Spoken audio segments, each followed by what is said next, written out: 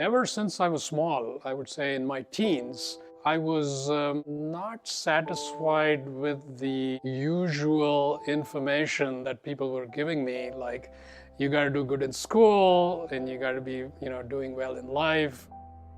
I was looking for something deeper, but I didn't know what that was. So because of that, I was a little bit sad, wondering what that might be.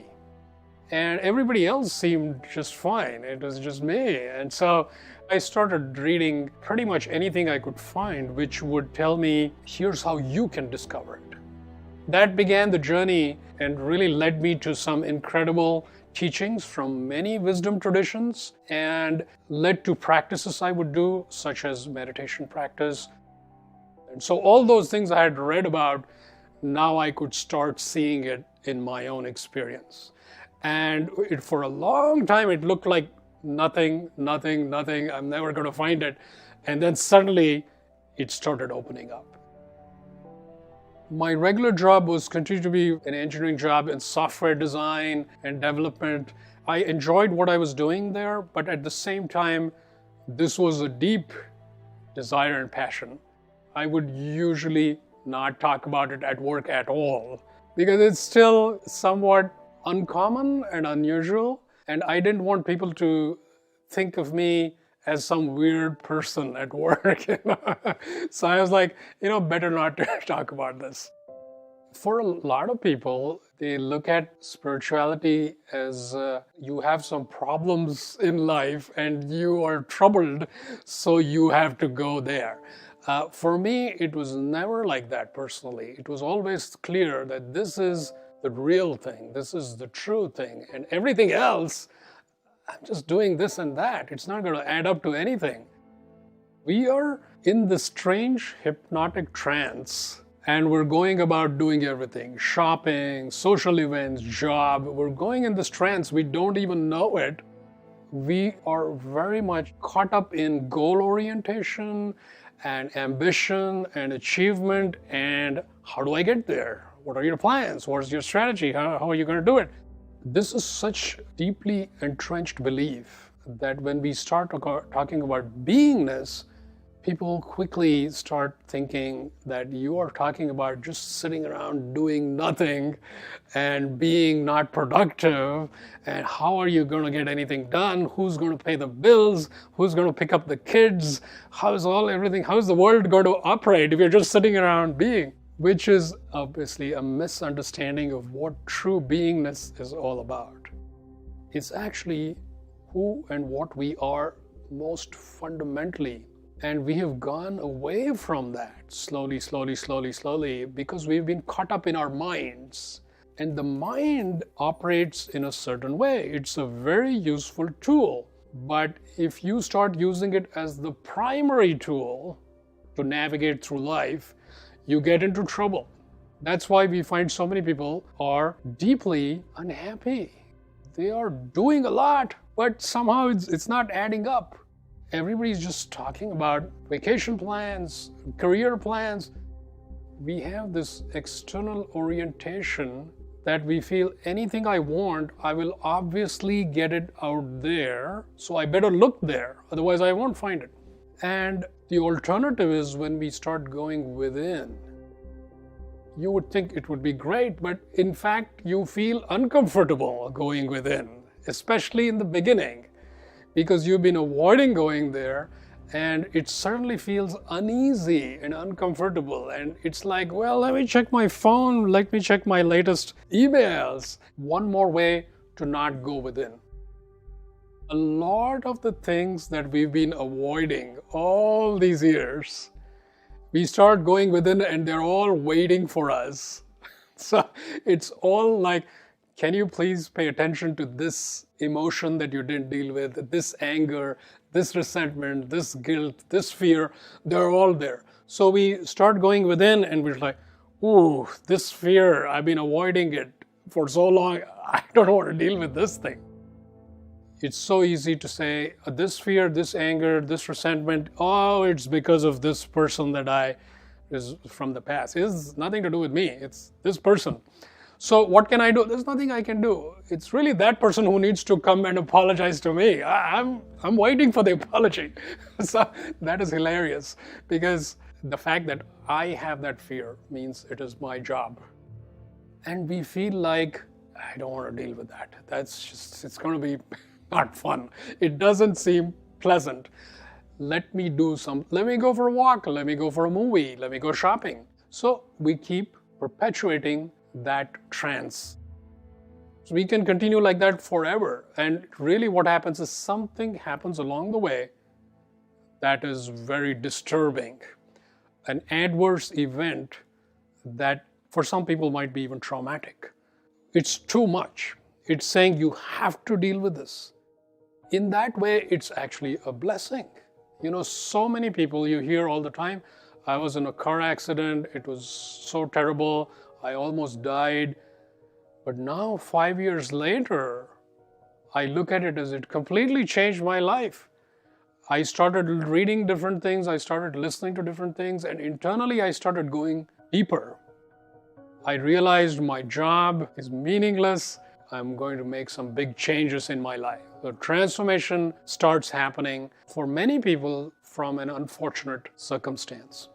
But we do not have to let that be the way to make us change. We don't need a rude awakening, a wake-up call, as we might call it.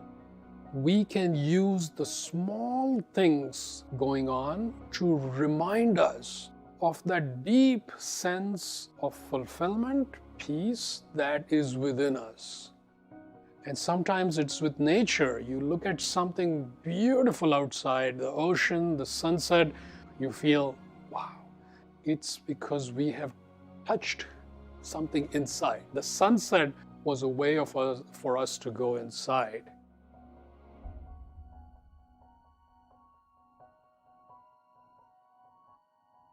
So many of us are so used to give me a 3-step plan to get there. We want that. And then as soon as we get that, we say, well, but I don't have time to do it. So I have this to do, that to do, and now you're asking me to do more stuff. I would love to do it, but I don't have time. So we get into this trap. But if I tell you, you could go there directly, you don't need to do anything. It's simply something you settle into while your body and your mind are going about whatever it is that is going on. So you can be, say, a high-performance athlete. They are hitting the tennis ball or running or swimming. They are executing a very high-performance external action, but internally they can very much be in the state of being. In fact, if you ask some of the athletes what is the best performance they ever did, it was when they were inside, internally being and doing whatever the sport they're good at. Some of them might call it as I was in the zone. In the zone is another way of saying I was in that good sweet spot where I was internally being and externally it was just happening. I was just playing the piano and a beautiful performance happened while I was being and playing. So for somebody looking at it, they might say, oh, you're playing the piano. You were obviously doing something. But the player is not. They are actually in that state of being. These examples are not exceptional examples. In fact, they just prove that all of us can go into that state of pure being. For some of us, we're so used to doing this and that, it's nice to sit quietly and become friends with this being state. And this could be through some meditation practice, which I think is absolutely a good place to start. Even I'm talking about 5 minutes of meditation. And by meditation, I don't simply mean you have to sit full lotus, eyes closed in some remote mountain. No, I'm not talking about that. I'm saying sitting on your couch, just relax and put away all the gadgets and just stare outside a window and just don't engage with any thought that's going to come up. Just relax and notice. And then you truly discover what being is about. Then you can get up And you can, believe it or not, you can go to your corporate job, you can be there in your corporate board meeting and be fully present, fully engaged, while internally you are in the state of being. So you stay out of the way and beingness happens. You can do that by dropping everything that's floating in your consciousness, begging for attention, and trying to say, this is me, think about me, talk about me, try to do this. All of these things, including limiting beliefs, patterns, conditionings, fears, analysis, all of these things, if you could just for a moment drop it all, drop everything and say, I want to go to the pure state of beingness of my own true self, my own infinite self, and you drop everything, you're right there. This is as simple as it gets. And this is something you could do anytime. It's just simply, you could say, internally resting. As you tune into deeper aspects of yourself, you may find inspiration to pursue certain things. It could be in your career, it could be in relationships. For me, at one point, it was about starting my own software company. Since I already had a comfortable, good corporate job, it would be sort of very unconventional to leave that. Things are going well, why do you want to leave that? And instead starting something which is fraught with risk and uncertainty. But there's only one thing I knew. I have to do this, even if it fails. Because there was absolutely no sense that if I leave this corporate job, I start a company, it will succeed. No, chances are it would fail. And I knew that very clearly. But I also knew I had to do it. So I made that leap. This was almost a couple of decades back, to leave the corporate job. And the way I told myself is, let me at least try this for a couple of years. And you can always go back and you can always try other things. But I should at least try this for some time. As I started, it felt right. It totally felt right. And that to me was all I looked for. There was no customers, the product was not ready, but it felt right. And this is key. You have to keep going, trusting in that. As things turned out, it also was successful and grew to be a successful software company. But the reason I mention that is there is a certain element of taking risks, which if we are a finite self, the risk feels like it's too much. Oh, I don't want to take that risk because of so many things I have to give up. But as you discover your essence, the risk does not feel as risky. It just feels like natural, and yes, there might be some fear, there can be some apprehension, that's fine. But you feel fundamentally like, I have to do this to be who I am, I have to express in this way. And that becomes the motivating factor. You let go into the unknown. And the more you get into this beingness, the more you will see it's not about you trying to make something happen. That way of thinking slowly goes away. You can completely let go into the flow. You will start seeing that you have a much better time with life because you're just being yourself. You're enjoying it. Now, if you're wondering, but will I do a good job? I have an important job. I'm a stock trader. I'm a surgeon. I'm an analyst. I need to be thinking, well, in fact, and this was a journey for me as well, I could see that, for example, I'm presenting before an important group of people. You would think, this is very important. I better be thinking. I better be very attentive. I found that if I am in the state of flow, in resting internally in the state of being, the presentation is 100,000 times better. People are connecting. I'm just using the perfect words. I am having a great time. They're having a great time. This is how life was meant to be, is what you see.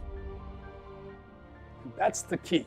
Instead of choosing to control something that is in your field of consciousness, you choose to rest in your inner state and let the universe orchestrate the details. It's not like you're checking out. You are very, very actively present, but not in a way that you are trying to control and push it in a certain direction. You are present in a way where you're simply holding the moment. As you are fully present, holding whatever is there in front of you, amazing things happen. Your perceptual field changes dramatically. What you are noticing around you goes from simply being a very just physical reality to something subtler. Things like intuition is not something you've got to go try to grab a piece of information from somewhere. Intuition is another very natural aspect of flow. When you're in flow, you find that whatever aspect of truth is needed in that moment will arise within your consciousness. And you don't even consciously try to access a piece of information and then say, oh, I am going to now do this. You don't even get in the way. It's part of the flow. Intuition, connection, synchronicities, all those flow through you as you are just being. And your highest purpose, your highest aspirations are all being taken care of. This is the beauty. So we normally think, I need to know my life purpose, then I can plan, then I can take decisions, and then I will make it happen because I really want to live a good life. You go from that sort of way of thinking to really a continuous state of flow, letting go, yielding, being open, being receptive, being connected, getting out of the way, dissolve to the unknown. This takes care of everything. And it's absolutely amazing life that you can live. Somebody might say, how do you do it? What's your plan? What's your formula? What is your secret? There is no secret. It's simply being you is the secret.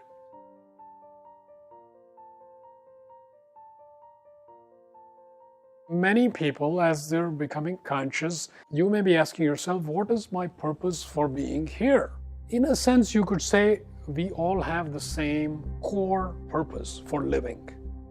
To recognize the deeper truth of who we really are. You start seeing that this body itself is something so fascinating. You can look at it and say, this body is something I'm wearing, because who I am is way beyond this physical appearance. Similarly, you can observe your mental activity. Initially, it feels like I am these thoughts, but as you observe these thoughts, you start seeing them go by so clearly. No matter what mental activity is going on, I am beyond that. So I'm beyond all of these things. That is starting to get closer to your true nature. Not this finite self, which has a name, which lives in a certain place. As you say, well, I'm beyond all these things, what am I? You start seeing this undefinable thing that you are. You notice that it does not have a location, it does not have a particular spot and time, it is just present. That's all you could say, it just is. It's not that we deny these physical, finite aspects of our being. They are very precious. They're incredibly beautiful.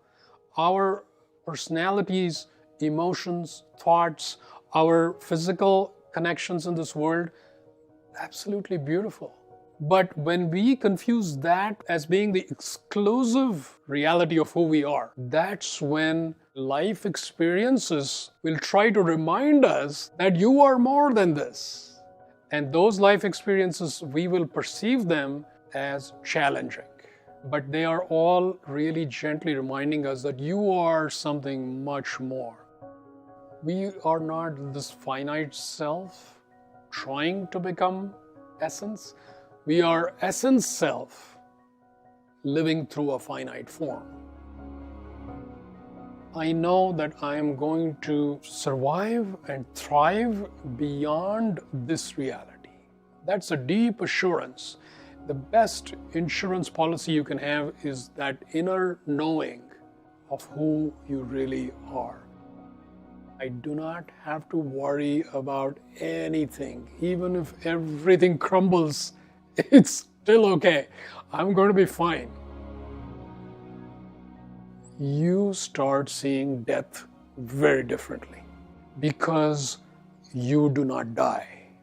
And what you see is that simply one aspect of your being, which is the more finite, the more manifest, the more physical aspect, is going to stop functioning.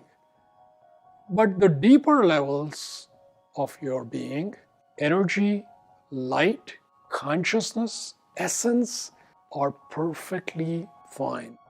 It is merely a transition from one state to another state, and who you really are stays intact.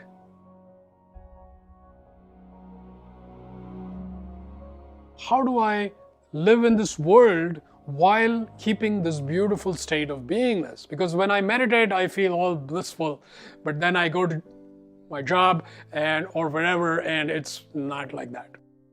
So integration is how can you bring all that into every moment of your life. This is where you end up dealing with fears and limiting beliefs that you may have hiding somewhere in your psyche. Why is my boss so difficult? Why is this coworker giving me a hard time? We try to analyze life situations while being entrenched in a certain limited reality. The point of that struggle is to show you that that's not the best place to tackle it. In fact, if you shift to a higher dimension of reality, you will find things are more fluid. The lower dimensions, or the more manifest dimensions, they are more rigid and they are more transient. They come and go very fast, but they appear like they'll stay there forever. If I look at my fear and I'm this small human being having a finite self, that fear to me is scary. I want to just run from here. It's like, I can't deal with it. Poor little me. I can't do it. But if I get in touch with my essence self, my higher self, my true self, my infinite self, if I bring that through my finiteness, now I look at fear, it's there, I am here, also here. I am an infinite being of light. Looking at this fear, it's so cute, it's so funny, it's so strange. I'm not scared of it. You just hang out with it. Don't run away from it. It's like diffusing a balloon. Suddenly it collapses. So this is the key. Every time a fear or anything else that bothers you, it is an artifact, it is a construct, it is a contrived, distorted perception from unresolved energies of the past. In other words, it is not real. So when you bring something true and real and put it in front of something which is not so real, who's going to survive? The real thing always survives. You go through this process again and again and again and again. So don't feel disheartened, don't feel discouraged. If you feel, I did this for 2 years and again I had this fear come up. It's okay. You're still making progress. Each time it comes up, it is not quite as strong and you are getting stronger. You will see that nothing can arise in your consciousness which can prevail over who you truly are. It's just that we have gotten caught up with only one aspect of our being. It's not that this physical aspect is not real. It is just relatively real. But there is something more fundamentally real. And ultimately, that is more powerful, and ultimately, that is more closer to the ultimate truth. This is important because you can engage with reality in many different ways. The reality will respond, and everything is possible. And wouldn't this be fun? Oh wait, this would be fun. Oh wait, this would be fun. It's the joy of playing in creation becomes more obvious. And somebody else might come to you and say, oh my goodness, I'm having these problems, can you help me? And you want to tell them, try to open up what you're seeing, and your reality will immediately be different. Because you will see a beautiful array of possibilities. And you will not see the problem as this problem that you're stuck with. You will see it as another beautiful way that you can engage with reality.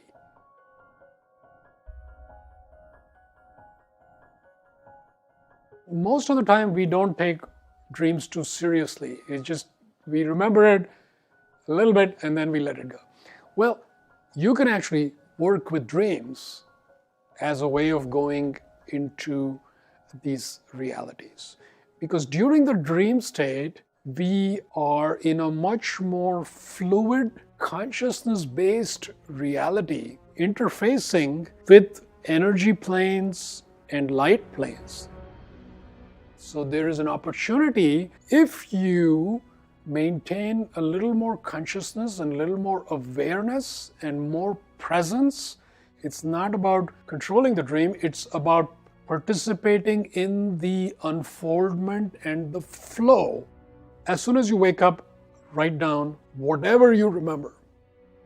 By recording it, you're doing two things. You are saying that you care about that information, and you are also capturing certain details. Now what happens is when you go back to sleep and your next dream, you will be more aware. It's almost like part of you knows that you're going to recollect it, and these lucid dreams can give you remarkable insights about what you need to pay attention to, about what direction you want to take, and more importantly, they will take you closer to your inner being. Because you realize that no matter what's going on, because you know in dreams anything could be happening, no matter what's playing out, I am not this dream. This insight, if you bring it back to the normal waking state, it gives you dramatic power. Because you come back to this, oh, this crazy thing is happening, it's okay. You do not get disturbed by it, you don't get overwhelmed by it. Instead, you can be looking at it with a smile. Even though something crazy is going on, I am beyond it. I am bringing that quality of beyondness not to disappear from here, but to be a powerful presence in whatever reality I am in. Embodiment is a critical piece of the overall journey. Because without embodiment, you end up in a disconnected, dissociated state where instead of previously too caught up in physical reality, we flip into the other thing where too caught up in some other dimension of energy and light. But here, well, don't ask me to do anything here because I'm in some higher dimension. Well, this is only okay as a temporary transition phase where we may at first flip-flop, but we don't want to confuse that with the ultimate state. The ultimate state is not here or there. It is being fully present wherever, which means that you access these higher dimensions, higher light, your essence, and you bring it down in a balanced, integrated way in your day-to-day life. In fact, that shows how mature and developed and integrated you are. It's not this always having the fantasy of the next retreat. I'm going to escape into this amazing place where I will be deep in peace. No, that peace has to come back to where your ordinary life is.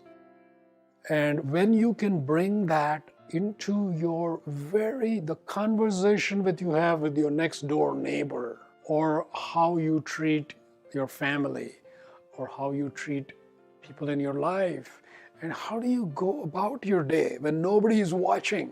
How do you really feel when something difficult comes up and bubbles up from inside? It's really these day-to-day moments which indicate whether you have fully gotten it. And that implies good amount of work in integration, which doesn't look very glamorous, right? The integration work is tough. It's kind of work we don't feel like doing. But the fruits of that integration prepare you for embodiment.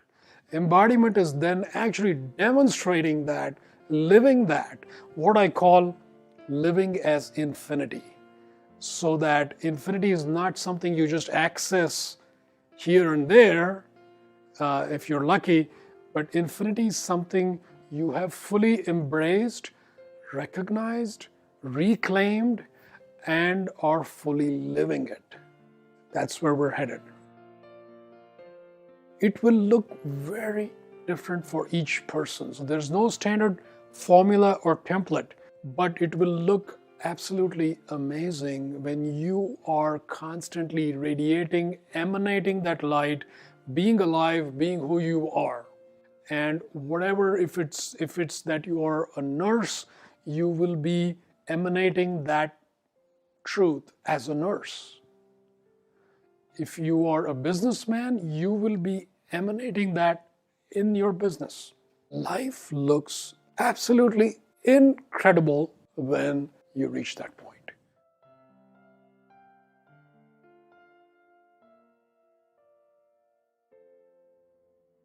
As we look around us, a lot of us may feel that we are living through some pretty incredible times. Things are getting very intense. Whether you look at the ecology or energy or transport or medicine or military or politics, every one of these areas, it feels like the temperature is rising, right? It feels like there's heat. I like to think of it as when you cook certain grains, you use a pressure cooker in many countries. Under the high temperature and pressure, things get cooked very fast. That's what we're going through. We're getting cooked very fast. And there will be a delicious meal once we're cooked. But instead of turning it into a story of, oh my goodness, what's going on here, you can look at it as, wow, there's intensity. I can feel the heat. I can feel the intensity. But if you let it pass through you, knowing that nothing can ultimately harm you, nothing can hurt you, because you are essence. When you let that cooking happen, you actually feel the intensity and you even feel joy in that intensity. Because you see the transformation happening and it's like, wow, this is an incredible thing happening. I see this all over the place where people are truly looking deeper with more urgency than before. I see that as a very positive indicator that people are finally ready to engage with the real truth with a capital T, instead of just trying to build a good fund for retirement or just trying to focus on some aspect of community or friends or family or just my own little career. All of these things can distract us potentially. Whereas this intensity is suggesting to us, hey, do you want to go there? And all you have to do is not figure it out, where the banking system is going to end up, who are the political leaders, what's going to happen. You don't need to know that. You need to simply decide, I am going to engage with this intense energy to transform myself, and whoever I happen to encounter, I will support them in their process. That's how I look at it, as wow, we have this opportunity to break through to an incredibly high level of consciousness. It doesn't happen all the time. Why don't we jump right into it? Not try to control, not try to freak out, not try to analyze it, but instead go there with the depths of our being or the depths of our aliveness, with open mind, open heart, receptive, and calling upon the light of infinity to help us, to lift us up and transform us.